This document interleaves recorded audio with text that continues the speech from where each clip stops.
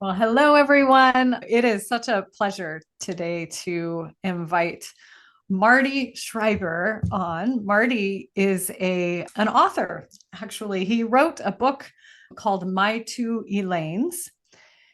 This book, Marty, I just want you to know, has been floating around the world of dementia care for quite some time now, because when you and I connected, I was very well aware of this book. And so I want to thank you personally for writing it. I know that it has impacted so many people, including the clients that I work with, including other healthcare professionals that I know and collaborate with. And also, Marty, you are a former governor of Wisconsin. So I wanted to introduce you and, honor that part of your life as well.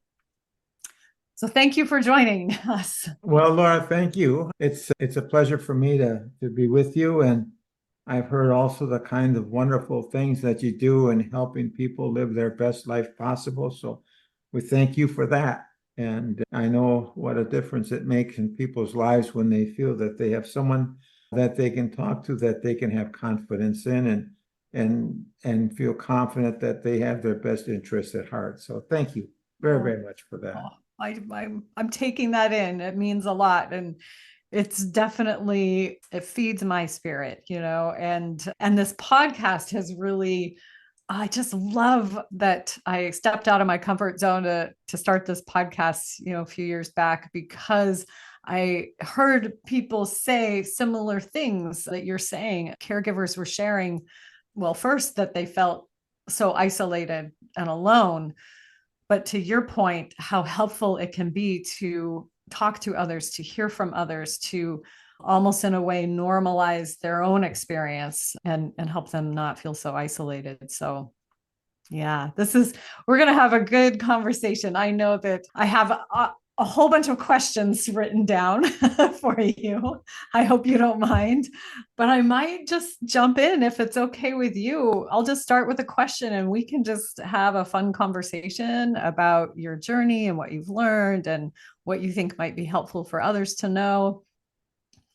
So the first thing that I would love to start out with is just asking you about basically how this experience that you have been through of being a caregiver for your wife has really reshaped your understanding of what love is and partnership is and connection is. Because this is a theme.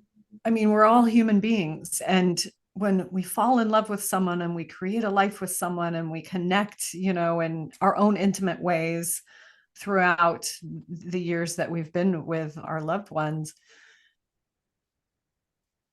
we fall into sometimes we're not forced to think about what that looks like. And when I've heard you talk a little and in some of our correspondence that you have written to me, I'm well aware of how you were so conscious about shifting the way that your expectations of the relationship that you had and shifting how you thought about your relationship. So maybe, do you mind talking a little bit about that? That's we're kind of jumping in the deep end here, with a very deeply personal question, but I'd love to hear your thoughts.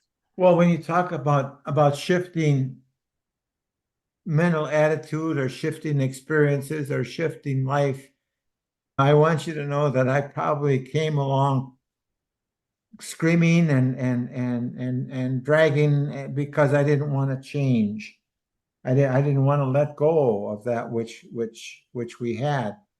And when I think about that, I think about the fact that here we are having a wonderful life together. Elaine is in her mid-60s, and gosh, we don't have any debt. We can go enjoy life, and the children and grandchildren are great. And now she's beginning to forget how to get to and from places she was going to and from for 10 years. She would come up with stories that I couldn't believe that she was telling me. And also she has a great cook. She would get lost driving to and from places that I mean, a cook, as a great cook, she would sometimes make up her recipes so badly that she would cry. And so that now I have to make this shift, but I didn't want to let go of this person. And so what I tried to do was to drag her and keep her in my life. And Elaine, it didn't happen on a Thursday, it happened on a Friday. Elaine, why are you asking me these same questions over again? Elaine, I told you 10 times we're leaving at 9 o'clock in the morning. Elaine, why did you put the car keys in the dishwasher and so on? And so well, I didn't want to let her go. But what I found out is that I actually had to, in my mind, understand that I am now living with and loving a different person. And what I had to learn and shift was to work hard to let go of this person who once was so I could embrace this person who now is. And for all of us caregivers, I think without question, that's the most difficult, challenging thing ever, and as to let go. But here's what I found out and why I wrote the book, My Two Elaines. I wrote the book because if we don't work to let go, what happens is life is so much more miserable, unhappy, filled with anxieties and worries and frustrations and discouragements in and of itself just for the disease. But then you add on to the fact that Marty Schreiber, was really ignorant as a caregiver because I didn't understand this disease. Laura, I didn't understand that you can't fight this disease. If Elaine has got a mind set as an Alzheimer's patient, by golly sakes, that's the way it's going to be. And so I then had to come to the point where I realized that to not let go, to try and hang on to the past, makes things so much more miserable and unhappy. And once I understood the importance of joining Elaine's world, once I understood that her life was better, my life was better, without question, she was happier. I was a better person, not only to her, but to others as well. And so, you talk about shifting and so forth, and there had to be a lot of shifting, and I'm sure your caregivers that are listening know that there's a lot of shifting. Why I had to go from one Elaine to another Elaine, but there was another Elaine that I had to learn to live with who couldn't feed herself. And then there was another Elaine who couldn't talk. And then there was another Elaine who couldn't take care of her bodily needs by herself. And then there was another Elaine who couldn't get out of a wheelchair.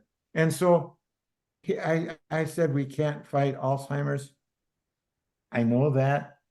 20 years ago, when Elaine was first diagnosed, it could not be cured or prevented.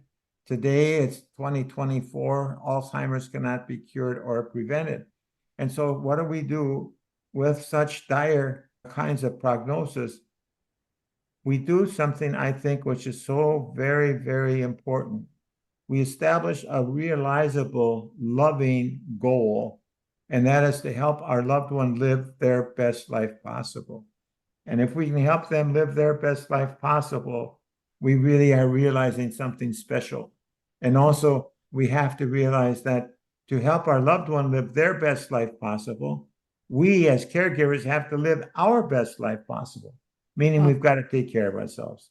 So anyway, that's a long answer. That's a long answer.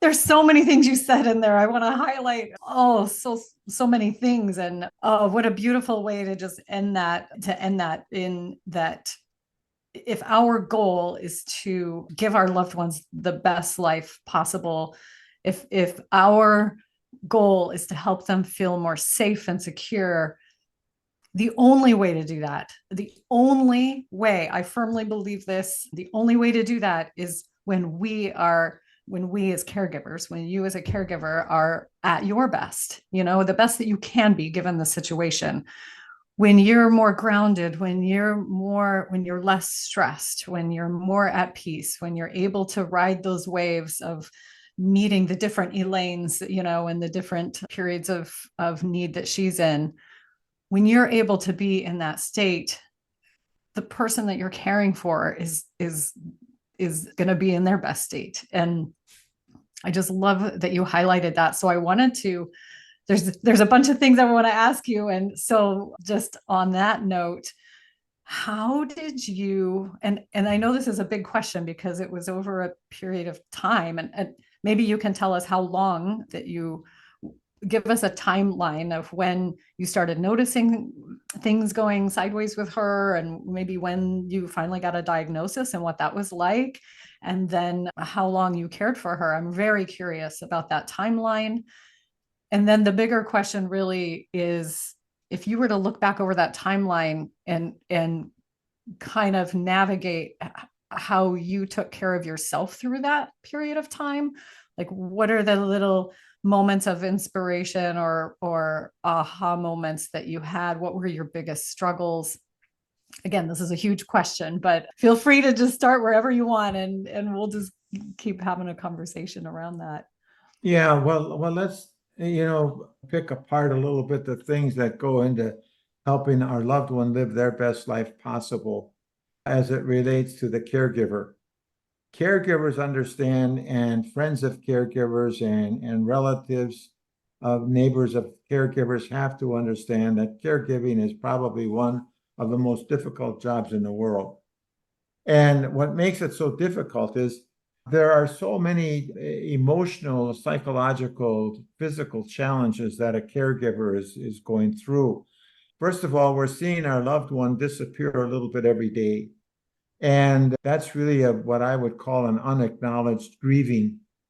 We see our loved one disappear a little bit every day, but we don't realize that we're grieving, but we are, because they're disappearing. But then we also want to do our very best to help our loved one, and we think we just about have it mastered. And what happens is because the disease is progressive, our loved one is worse. Now, what am I doing wrong? And so now I have to spend more time trying to help Elaine because maybe I'm failing because I'm not doing it right. Yeah. Well, and then there's also the frustration of the number of questions that the person asks, and then there's the fact that you begin to roil with frustration because of the situation, and you don't know what to do about it, and also because of these things making up this factor, which in and of itself are sufficient and strong enough and most difficult to handle alone.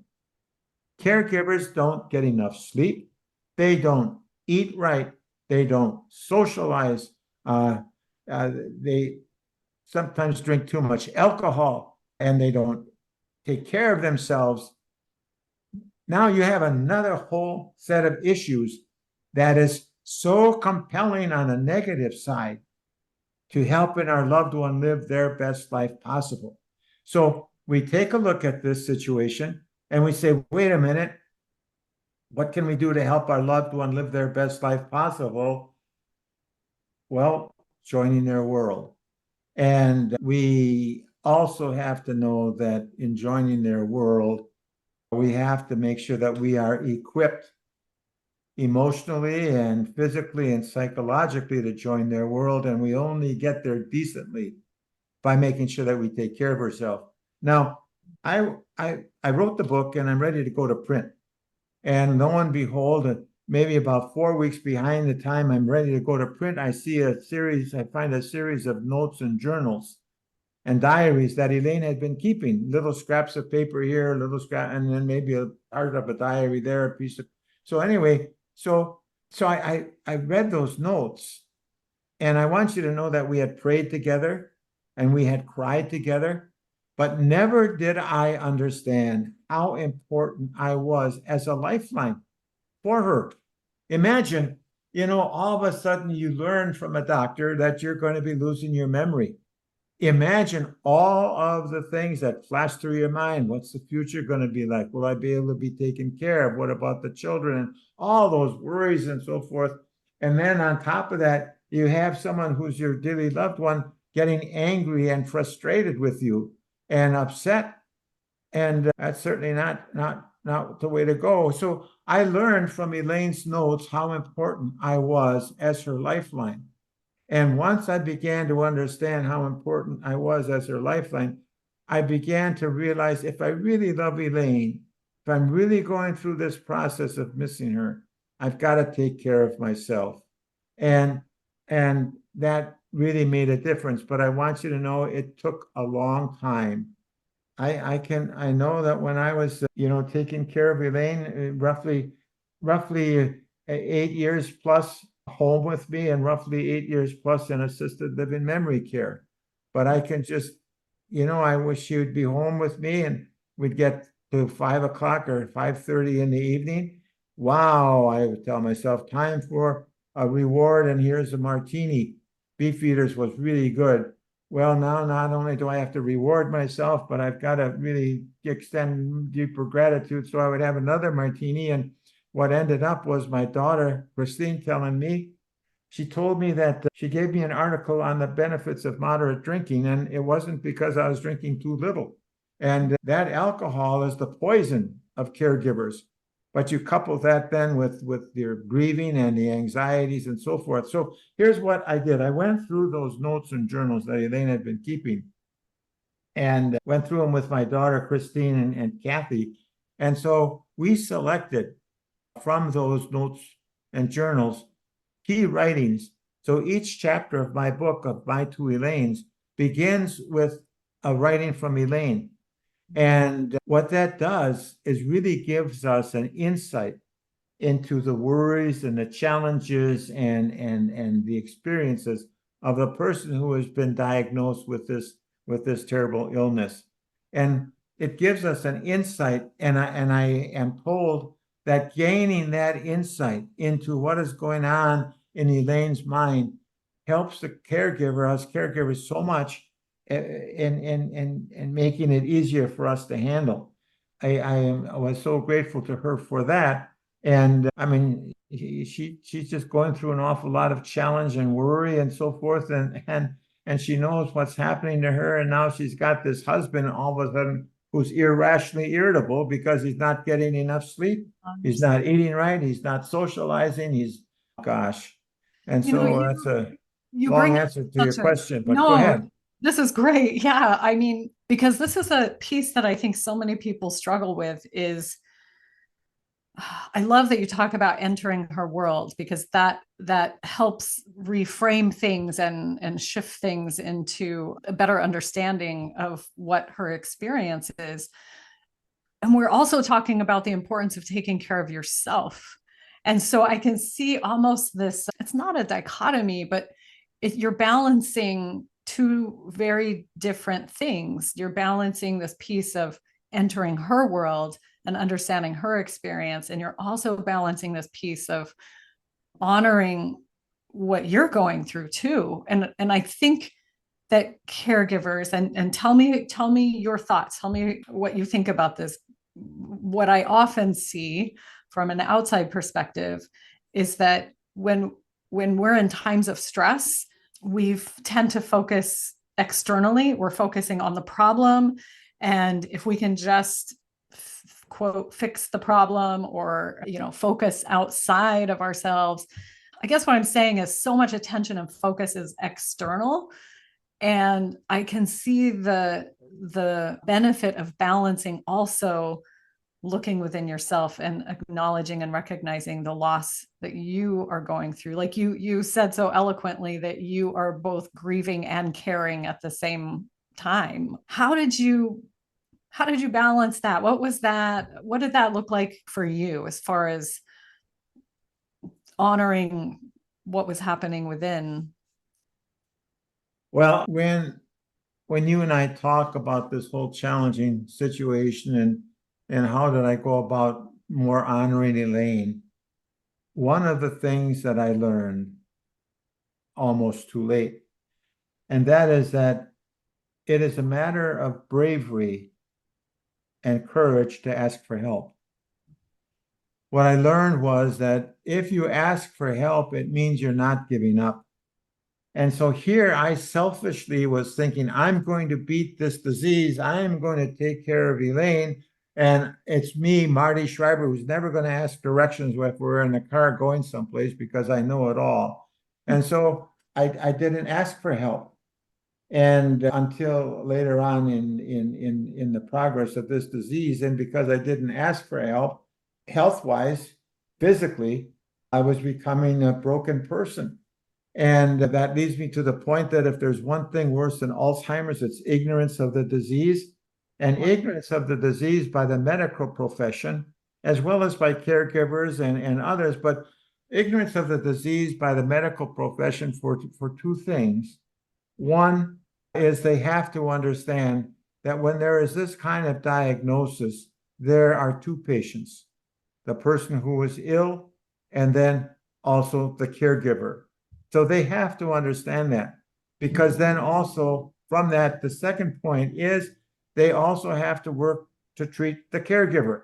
So I'm caregiving for Elaine, and all of a sudden my health is just descending rapidly, just descending so rapidly, and they're giving me all kinds of tests and so forth. And it's my fault, but also I want to share some of this responsibility. Never did we, the medical professionals, and I step back and say, wait a minute, why is this man, generally ordinarily quite healthy, all of a sudden having all of these issues and all of these health problems, hard to breathe, rapid heart, high blood pressure, all that come. And so we're going through tens of thousands of dollars worth of testing and so forth. Instead of stepping back and say, wait a minute, this caregiving is terrible stuff, and we got to help him out with it.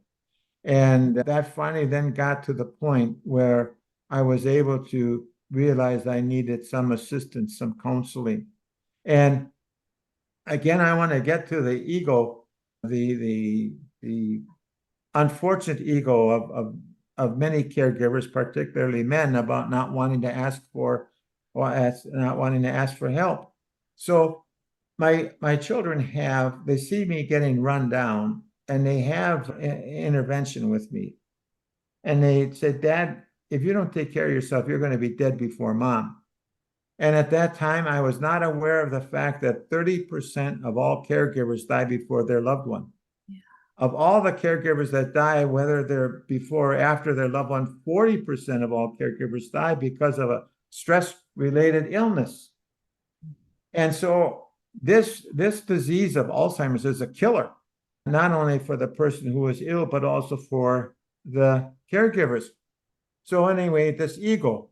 So they have this intervention. They say, Dad, you got to take better care of yourself and so on. So I'm working with a counselor, and I say, I just cannot see putting Elaine into assisted living. I cannot see putting her into a nursing home. The counselor looked at me. She said, you're not putting Elaine anyplace.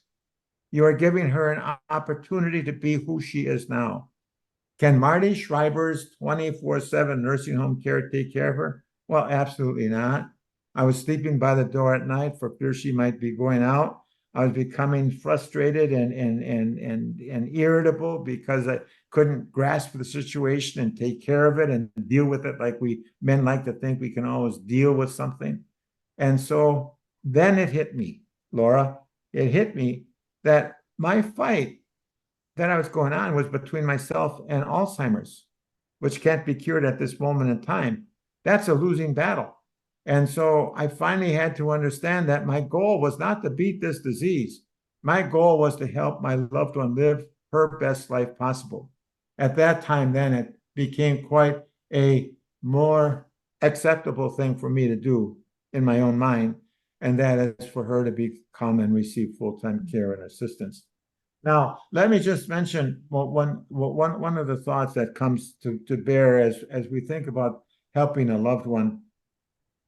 So Elaine and I are having lunch at assisted living memory care in the cafeteria. And we're having lunch, and so she's starting to cry. I said, Elaine, why are you crying? Well, she says, I'm beginning to love you more than my husband. So, well, I didn't ask her what's wrong with your turkey husband. I didn't do that.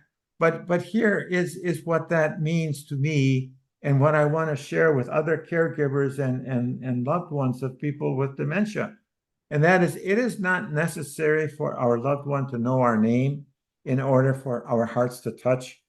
We have to understand that the name is important. Yes, it's very, very painful to realize our loved one doesn't remember our name, but that's not the goal. The goal is to help our loved one live their best life possible. So we can understand that hearts can touch by holding hands, by singing a song together, by giving a hug, by listening to music, by just being together in a very pleasant surrounding, watching the leaves blow across the lawn. And so it's tough being a caregiver, but it's even tougher if we don't understand this disease. And it's even tougher if we try and keep our loved one in our own world rather than accepting the reality of what is and making the best of what is. And yes, it's tough, but by the same token, we are able, I think, to have some moments of joy where we know we're making the life of our loved one and even ourselves better. What a beautiful example of connection. I think that one of the biggest fears that people worry about is the loss of connection, and we associate that connection with our past memories and intellectual insight and being able to verbalize connection. This is the way that we've been taught in our society and through our culture and life, and we have forgotten, and we're remembering. I mean, isn't it ironic that with a disease that is taking memories and causing us not to remember, that we are being taught one of the most valuable lessons, and that is that the lesson of connection and being in the present moment.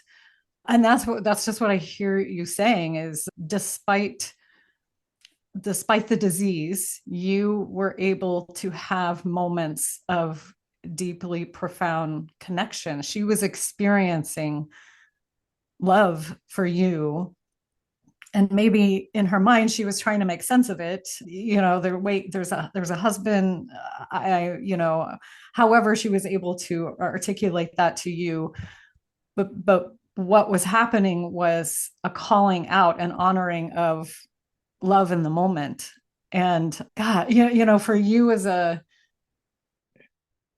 caregiver, her lover, her partner, to recognize that that was the most important thing in that moment is the ability. And I sort of call it living in the now. Yeah. And so when Elaine was first diagnosed, one of the things the doctor said was going for a walk every day, which is the best exercise for the brain. Well, we would go for a walk, and I had to get this walk in a half an hour because I was a busy guy. So we're walking. Elaine says, "Look at that beautiful flower. Come on, Elaine, we got to keep on going. Oh, what? Look at that bird. No, come on, we got to get going." And so had I been smart enough to live in the now, we could have had some of these moments of joy that escaped us. And I penalized Elaine because I was not living in the now. And once I found out that living in the now is going to be beneficial and different, it made a significant. Let me share a story with you. When my book came out, I gave a presentation at a Barnes and Noble.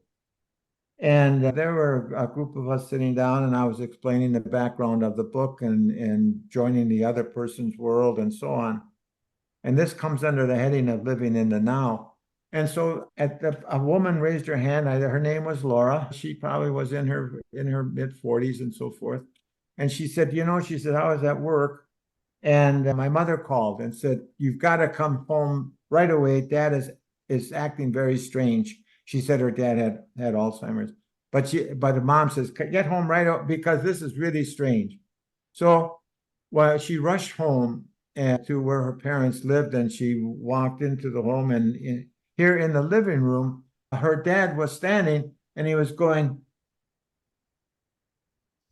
and so she pointed that out, and she said, "Dad, what are you doing?" Well, he says, I'm fishing." And so, well, she said, "Can I fish with you?" And he says, "Sure." Well, she said she began to. And she said that was one of the most positive, expressive, wonderful moments she's had with her dad since he was first diagnosed. Wow. And she said that was so special. Well, now the situation ended, the episode ended, and now she's leaving. And her mom says, "Oh, what do I ever do if this happens again?" And Linda said, "Mom, get in the boat with dad, Oh. live in the now." And so, yeah, it's a tough disease. Yeah, it's there. Yeah, there is no cure right now. Yeah, we can't prevent it. But there are certain things we can do to, my dad told me, he said, sometimes, he said, bad things happen. And when bad things happen, we can either yell or scream or revolt, or we can step back and look at what is and ask ourselves, how do we make the best of what is? And I think we can do that. Mutual help, asking for, help, that becomes so very, very important. Mhm. Yeah. So anyway, it's a challenge and a good thing, but I wrote the book because I really wanted to help caregivers learn, cope, and survive. I had a friend whose wife had dementia also. No, you can't have another blanket. You just had another blanket. I just gave you a sweater to put on, and they would argue, and so no, no, no. You join the world of the person who now is, and well, hypothetically, well, this is not hypothetically, but Elaine asked me once, "How are my parents?" Oh, I said, "They're both dead." Well, the shock on her face when she realized she didn't say goodbye and much less attend the funeral and so forth. I promised myself I would never put her through that again. And so what happened was then the next time she asked me, "How are my parents?" Oh, I said, "They're really doing fine." I said, "Your mom likes working at church as a volunteer. She likes that a lot. Your dad likes it." Oh, Elaine said, "That makes me feel so happy. That makes me feel so happy." Laura, that's what I call therapeutic fibbing. Therapeutic fibbing. And when I talk with people about therapeutic fibbing, I want to point out two things about therapeutic fibbing. Number one, I tried it the first year of marriage. It doesn't work so good. But the other part about therapeutic fibbing, and and not everyone believes me on this, and I have to be right up front that not everyone believes me on this, but if we can go back to the Old Testament of the Bible, and we can look and remember if we have heard stories about Moses and the Ten Commandments in Mount Sinai. Well, he brought those big tablets down from Mount Sinai. I was with him. And we were together up there on top of Mount Sinai. And I said, "Mo, can I get?" But he does not like to be called Mo. So if you run across Moses, you don't call him Mo. He gets very upset. So I said, "Moses," I said, "can I help you?" He said, "Well, I sure would appreciate it, Marty." He didn't even call me governor. He just said Marty. So I thought, okay, well, Moses and I got, but don't. Anyway, so I helped him down. We got to the bottom. And here I had a chance to look at the front of these tablets, and written in Arabic Hebrew were the Ten Commandments. And I knew it was something really serious because of how everybody was looking at it. But then I went to the back of the tablets, and here written in good American English were the words, "Therapeutic fibbing is good. Therapeutic fibbing is advisable. Don't pay any attention to what's on the other side of these 10 commandments about making up stories and so forth, because therapeutic fibbing is good." So I saw it myself. As I said, not everyone believes me about this, but I want to give assurance that that is one of the things that is there, and that is therapeutic fibbing can be very helpful in a difference in life. Thank you for thank you for that. I think I agree in so many ways, and we talk about this a lot with caregivers. Are people that just say they feel so guilty, they've been taught to always be honest above all else, and that they're not a good person if they're not being transparent, especially with their partner or their spouse or their parent or someone they care about. And I agree. I think that the important piece to always come back to is, what is the goal really of the interaction? Is the goal to be transparent and at times brutally honest, where you're sharing with a person over and over that their loved one has died, or that they don't have money in the bank anymore, or that they're losing their memory and their mind? Is that the goal really, or is the goal to help them feel safe and secure? And yeah, so I think this is just a great sharing of giving permission for people to meet their loved one where they're at in their world and what would make sense to them, always coming back to that touchstone of what is the most important thing here. The most important thing is to help them feel safe and secure, or to give them a sense of peace and calm. And that's the kindest thing to do as well. But Marty, this is such an amazing conversation with you. I don't want to keep you too long. I know that you're on a schedule as well, but I have one more question for you. And I also want to give you the opportunity to share anything that you feel that you haven't had a chance to share with us.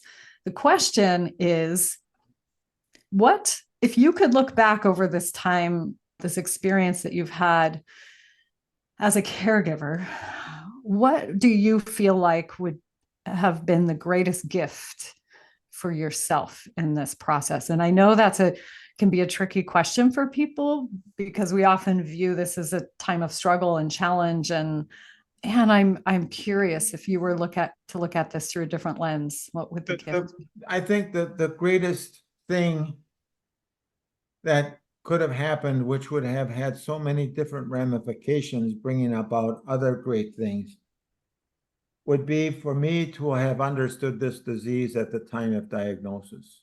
I had no idea how this disease reacted. I felt I had to beat the disease personally. I didn't know you couldn't take it on. I didn't know that to ask for help was a matter of not giving up and a matter of courage. I didn't know the kind of toll it would take on my emotions, on my physical, on my psychological. I didn't know that. I didn't know joining the now with Elaine and joining her world. And so and that's why I wrote the book.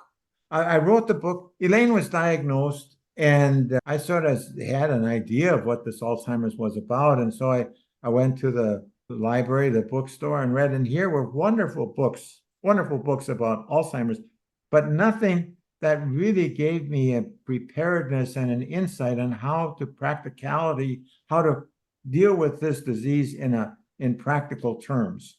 And I don't mean to be self-grandizing and so forth, but I think the greatest thing that could have happened to me at the time of diagnosis would be for someone to give me my book, so I could understand what's going through Elaine's mind, so I could understand how important I was to her, so I could understand how important my health and well-being was to help the person who I love the most in all the world.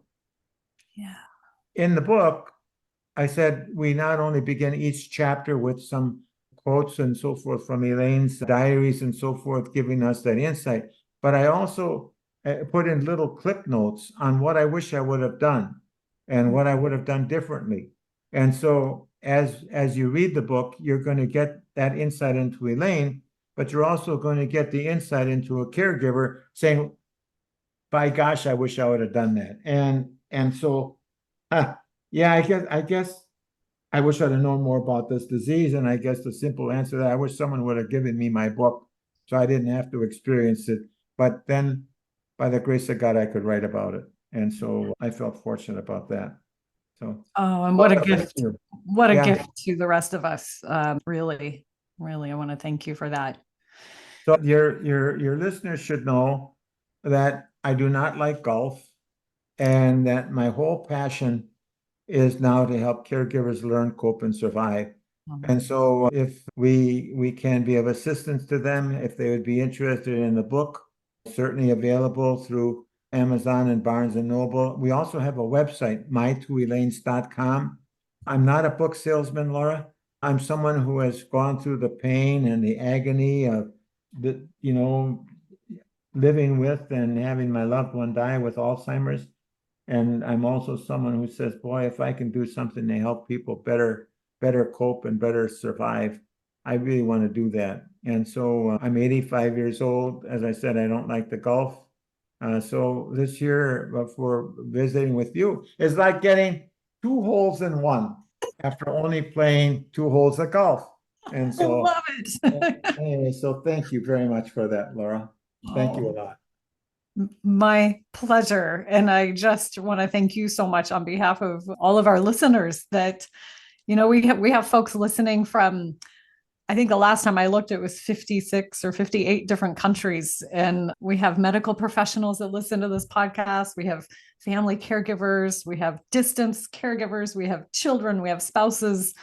I mean, this disease impacts everybody. There isn't one person that I've ever met that hasn't known someone or, been inadvertently affected by this disease. And so the fact that you took the time to sit and reflect and go through the most personal thing that you've ever been through in your life. I mean, I feel like I can say that without knowing your whole life story, but the fact that you took the time to do this and share this information with others is just such a gift to the world. And so thank you so much. And thanks for taking the time.